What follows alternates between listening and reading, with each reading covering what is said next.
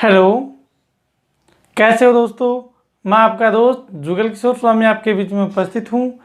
आज हम जो अपना एक्सरसाइज 7.1 कर रहे थे उसका 5वां क्वेश्चन कर रहे हैं। 4 क्वेश्चन हम पहले कर चुके हैं। क्वेश्चन नंबर 5 9th क्लास का वीडियो है। उसमें इस प्रकार एक रेखाखंड दिया हुआ है जिसका नाम है ए और पी। आगे तक जाना है और यहां से एक रेखाखंड है और यहां से एक रेखाखंड इस प्रकार आगे की ओर बढ़ रहा है। यहां से ये क्या है, इस पे आ रहा है P। यहां बिंदु B है, यहां 90 डिग्री का एंगल है और यहां बिंदु क्या है, Q है, वो भी 90 डिग्री का एंगल है। इन्होंने दे रखा है कि एंगल P है और एंगल Q है वो 90 डिग्री का है। दोस्तों ये दिया हुआ है, गिवन दैट में है। और अपने को क्या दिया हुआ है, और ये दिया हुआ है कि ये एंगल और ये एंगल यानी ये L है, L है वो एंगल A को क्या करता है, समद्विभाजित करता है। यानी इसका नाम बोले तो BAQ is equal to BAP। और अपने को क्या प्रूव करवा रहा है, प्रूव दैट, क्या सिद्ध करवा रहा है वो देखिए दोस्तों कि सबसे पहले ये करवा रहा है ट्राई एंगल APB कॉन्ग्रेंट है ट्राई एंगल AQB और APB। दूसरा है BP और BP बराबर सिद्ध करना है अपने को BQ के। और दो ही बातें अपने, ये नहीं, ये क्या है कि इस दूरी से समान दूरी पर है, ये अपने को सिद्ध करना है। यहां पर मैं क्वेश्चन कर रहा हूं दोस्तों, तो इसको किस प्रकार से हम करते हैं, जो चीज अपने को दी हुई है और अपने पास क्या चीज है अपने को देखना है। बिल्कुल इजी सा क्वेश्चन है, इसमें अपने को कुछ भी नहीं करना, जो अपने को आकृति बना के दिए उस आकृति में देखना है और क्वेश्चन आसानी से हो जाएगा। तो सबसे पहले इसका सॉल्यूशन करते हैं। तब मैंने आपको एक बात बताई थी कि जो भी अपने को ट्राइएंगल को कॉन्ग्रेंट यानी सर्वांग सिद्ध करना है उसको हम लिख देंगे। और इसकी जैसे दो त्रिभुज है अपने को उसको लिखना है APB और लगा देंगे बीच में, और ट्राइएंगल AQB। अब हमें इस बात से पता चल जाएगा कि हम इस त्रिभुज पे काम कर रहे हैं।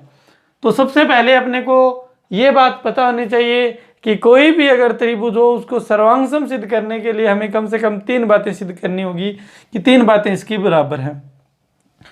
सबसे पहले ये देखिए दोस्तों कि इसका P और इसका Q बराबर है। Q 90 डिग्री का अपने को दिया हुआ है, इसका P और इसका क्या है, Q एंगल है वो दिया हुआ है 90 डिग्री दिया है।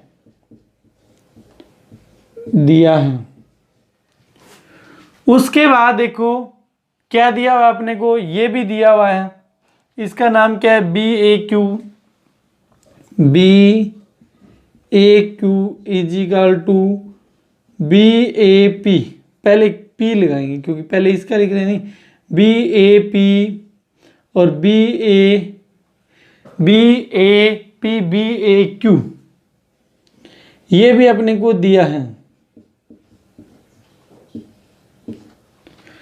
उसके बाद 2 चीज तो अपने को दे दी, तो तीसरी चीज अपने को और चाहिए। तो तीसरी चीज को हम किस प्रकार लिखें, देखो ये दोनों त्रिभुजों में आ रही है AP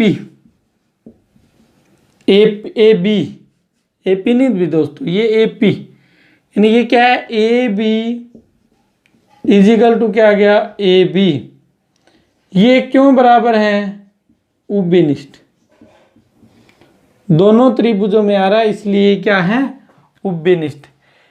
तो यहां से एंगल क्या आ गया, ASA रूल से यानी दो कोण और एक भुजा अगर बराबर आ जाए तो वो दोनों त्रिभुज क्या हो जाते हैं, कॉन्ग्रुएंट हो जाते हैं। तो त्रिभुज ए पी बी, त्रिभुज ए क्यू बी क्या आ गए, सर्वांगसम आ गए।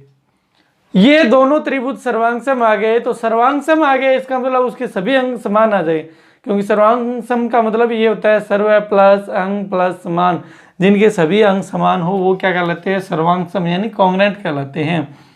तो अब लिखेंगे सर्वांगसम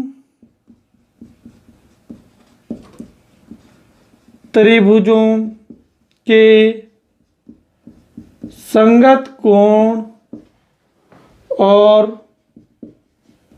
भुजाएं बराबर होती हैं। सर्वांगसम कोई भी सर्वांगसम त्रिभुज होता है, उनकी संगत भुजाएं और संगत कोण है वो क्या होते हैं, बराबर होते हैं। तो ये इसकी संगत भुजा है, तो यानी बी क्यू यानी बी पी बराबर है किसके, बी क्यू के। दूसरी बात अपने को ये सिद्ध करनी थी, पहली बात अपने को ये सिद्ध करनी थी, दोनों बात हमने सिद्ध कर दी। ये दोस्तों अपना क्वेश्चन नंबर 5 था और क्वेश्चन नंबर 5 को हमने हल कर दिया है। अब हम क्वेश्चन नंबर 6 पढ़ेंगे और बहुत ही अच्छा क्वेश्चन है, आप अगर इसका स्क्रीनशॉट लेना चाहो तो ले सकते हो दोस्तों। तो क्वेश्चन नंबर 6 देखिए किस प्रकार करेंगे।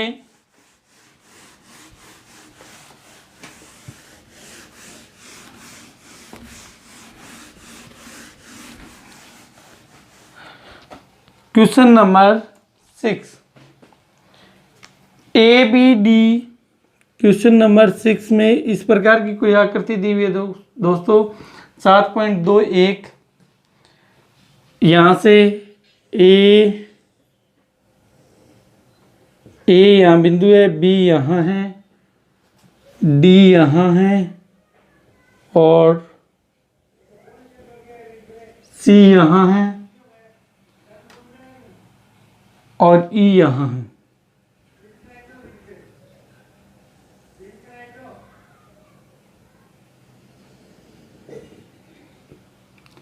यहाँ से एक बिंदु डी से गया है, यहाँ से उसमें जो चीज़ दे रखी है कि ये भुजा है वो इस भुजा के बराबर है, ये भुजा है वो इस भुजा के बराबर दे रखी है। यानी अपने को जो चीज़ दिया है वो लिखेंगे पहले, गिवन दैट में क्या दिया हुआ है, ए सी बराबर है ए ई के, ए सी बराबर है ए ई के और ए बी बराबर है ए डी के, ए डी के हैं। और अपने को क्या दे रखा है दोस्तों, B A D, angle B A D is equal to E A C, E A C. B A D देखो कौन सा है, बी ए डी ये एंगल और फिर ई ए सी ये एंगल क्या है, आपस में बराबर है। उसके बाद अपने से क्या प्रूव करवा रहे हैं, प्रूव दैट, तो अपने से करवा रहा है कि बी सी बराबर है किसके, बी ई के। बी सी बराबर है, बी सी बराबर है किसके, डी ई के है दोस्तों। ये अपने को कहा गया है। सबसे तो पहले अपने को कोई भी ट्राइंगल होता है उसको सर्वांगसम सिद्ध करना है और सर्वांगसम सिद्ध करने के लिए अपने को कम से कम 3 बातें सिद्ध करनी। तो दोस्तों हम किस प्रकार इस क्वेश्चन को करते हैं वो देखिए। हम इसका सॉल्यूशन कर रहे हैं यहाँ पे और बहुत ही अच्छा क्वेश्चन है, सोचने वाला क्वेश्चन है। हम बच्चों ट्राइंगल, ऐसा कोई ट्राइंगल सर्वांगसम सिद्ध करेंगे जिसमें बी सी भी और डी ई भी हो। बी सी तो ये रहा और डी ई ये रहा। ये सिद्ध करने के लिए अपने को 2 बातें तो दी हुई है, तीसरी बात है अपने को कोण वाली देखनी पड़ेगी। कोण वाली कैसे देखेंगे, सबसे पहले अपने के पास देखो बी ए डी दे रखा है, बी ए डी बराबर है ई A C, angle E A C. BAD और EAC एंगल क्या है, बराबर हैं।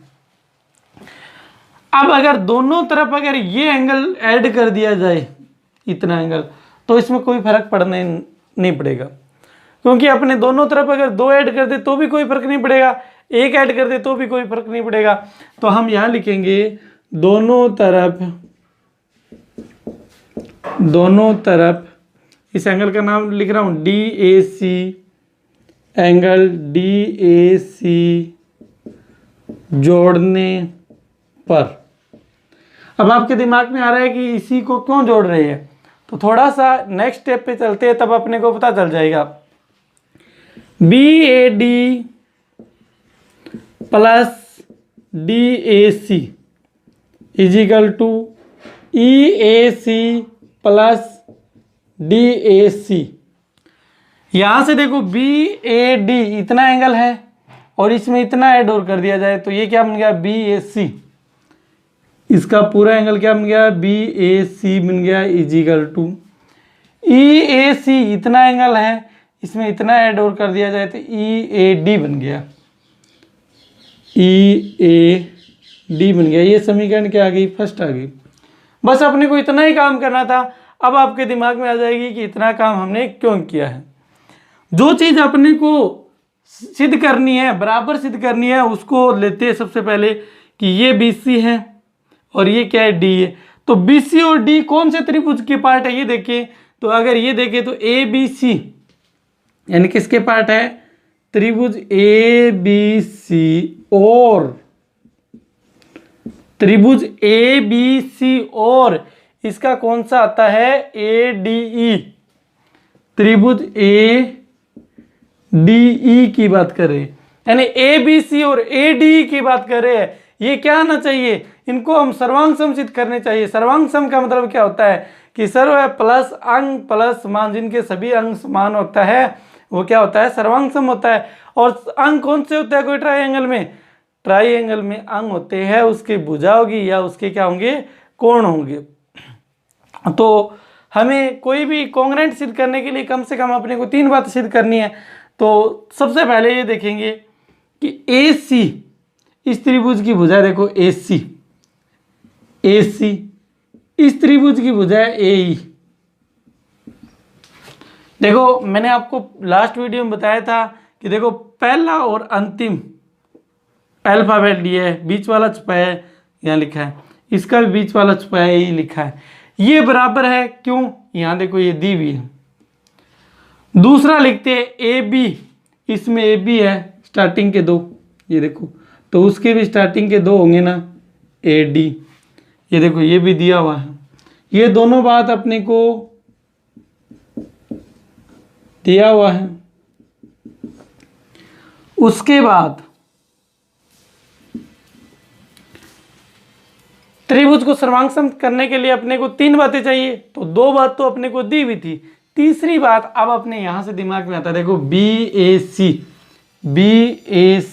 त्रिभुज ABC का पार्ट है या नहीं है, है ना, तो ये आ गया BAC बराबर, BAC बराबर क्या आएगा, EAD।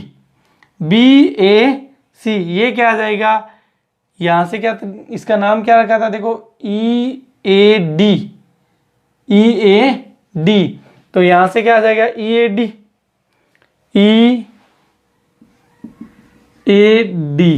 इसी एंगल को दूसरा भी नाम लिख सकते हैं, देखो EAD, ये पूरा पूरा एंगल हो गया, और ये यहाँ तो इतना ये और इतना ये, यहाँ से ये इतना हो गया, ये एंगल बराबर आ गया। कहाँ से, इक्वेशन कैसे आ गई, फर्स्ट से आ गया। अब यहाँ कौन सा रूल लग गया, 2 भुजा और एक कोण वाला, यानी SAS रूल से, साइड एंगल साइड रूल से। अब आपके दिमाग में एक और बात आती है कि साइड एंगल साइड वाला रूल होता है, उसमें आप ये बताया था कि सर कि उसके बीच का कोण होना चाहिए, दोनों भुजाओं के बीच का कोण होना चाहिए। तो देखो ये भुजा और ये भुजा लिए तो इसका बीच का कोण लिए, ये भुजा और ये भुजा लिए तो इसका बीच का कोण लिए। इसका मतलब अपना SAS रूल है वो सही लग रहा है। तो यहाँ पर लिखेंगे इस त्रिभुज से ये क्या हो गया, इस रूल से सर्वांग सम हो गया। यानी भुजा कोण भुजा नियम से ये त्रिभुज क्या हो गए, सर्वांग सम हो गए। तो यहाँ जो त्रिभुज और लगा के लिखा था वहां से ये त्रिभुज लिखेंगे, त्रिभुज ए बी सी सर्वांग सम है त्रिभुज ए डी ई। तो हम ये त्रिभुज सर्वांग सम हो गए। हम ये पता है हमें कि सर्वांग सम अगर कोई त्रिभुज हो गया तो उसका सब कुछ ही क्या हो गया, बराबर हो गया। तो यहां लिखेंगे सर्वांग सम त्रिभुजों के संगत कोण और संगत भुजाएं बराबर होती हैं, बराबर होती है। तो अपने को तो ये भुजा चाहिए BC, BC भुजा ये है या नहीं है, तो BC इसकी संगत भुजाएं हैं, तो BC बराबर क्या आ गया, DE आ गया। यही बात अपने को सिद्ध करनी थी दोस्तों। ये अपना क्वेश्चन नंबर था 6। अब 7.1 के 2 क्वेश्चन और बच गए, वो कौन कौन से हैं, 7वां और 8वां, वो हम नेक्स्ट वीडियो में करेंगे। आज की कथा को हम यहीं समाप्त करते हैं, मिलते हैं नेक्स्ट वीडियो में। तो जय हिंद, जय भारत।